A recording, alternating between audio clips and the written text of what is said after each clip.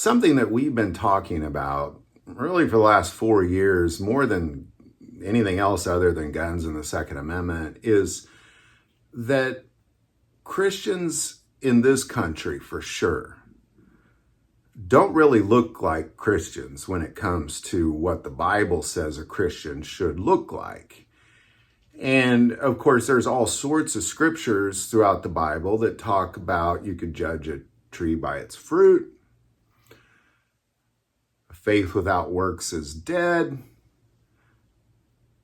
Don't tell me about the speck in my eye till you pull the log out of your eye. I mean, there's so many verses that just point towards this ridiculous hypocrisy that is in American Christianity, because God doesn't have many men and women that are willing to do the things of God, meaning they say the things, they say, God, what do you want me to do? God says, well, go do this thing. And they say, yes, sir, I'll go do that thing now. There's not many people like that, because most American Christians do whatever they want to do, which has nothing to do with God. The greatest thing they do for God is they go to the Sunday show maybe a couple times a month, and they throw a few bucks in the plate. And that's it. That is them being awesome Christians. Like, look at me. I spent an hour and a half with God this whole month, and I gave him $40. Could you imagine what that must be like for him to look down and be like, yeah, thanks a lot for doing nothing at all. All I did was give my only son and lay his life down for you. But I'm here to tell you, God's eyes go to and fro throughout this entire earth, searching for men and women, searching for them. And his eyes are scanning the earth right now. They never cease. They never stop. The Bible tells us that his eyes go to and fro throughout the whole earth, looking for men and women who are about the things of God. And what does that mean? Well, that means, just like I said, if your relationship with Jesus Christ is real, then the Spirit will dwell within. And Jesus is intimate with the Spirit, and God is intimate with Jesus and the Spirit. They're all one.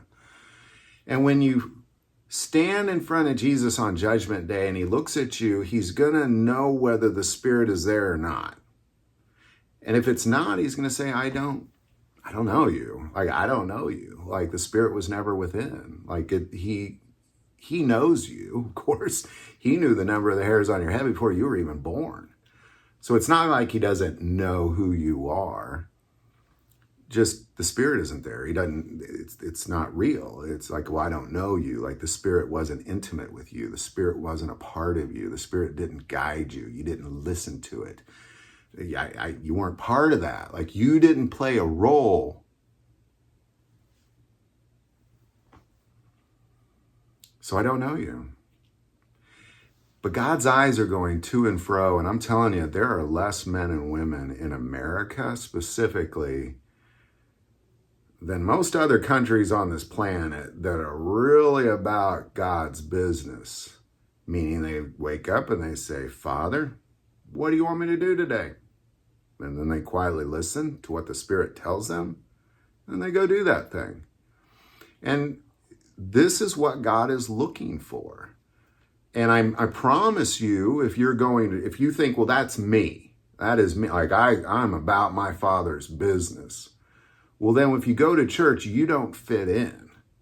And that's the first sign, if that is really you, is you don't fit in at church, because nobody else is doing that. If you go to a church of 5,000 people, there's maybe 6 or 7 of you there. So now if you go to a church of 30 or 40 or 50, there's maybe you and maybe another person, and it's probably the pastor, but probably not. I mean, most pastors, when they get done on Sunday afternoon, they're done. They're done. Office hours on Wednesday, but they're done. They did their job. They're collecting their 6 figures. This is what God is looking for. And understanding how twisted and unchristian that thing is, his eyes are going to and fro, looking for somebody that's just different. And the Bible is filled with stories about how he uses those people in an incredible way to advance the kingdom of heaven. But if you're not doing it, he just doesn't know you. He doesn't, he knows who you are again, but you're not part of it. You're not part of anything. You're just part of advancing your own kingdom, and that's a waste. Any thoughts or insight on that? Definitely put that below. I want to take a moment and mention that most people that watch this channel are not subscribers. Please take a moment and subscribe. It increases the algorithm and our ability to get these messages out. The most important part of this channel is we take prayer requests. Please don't ever hesitate to send that in. Thank you for watching this episode of God, Family, and Guns. And as always, love God, love your family, and love guns.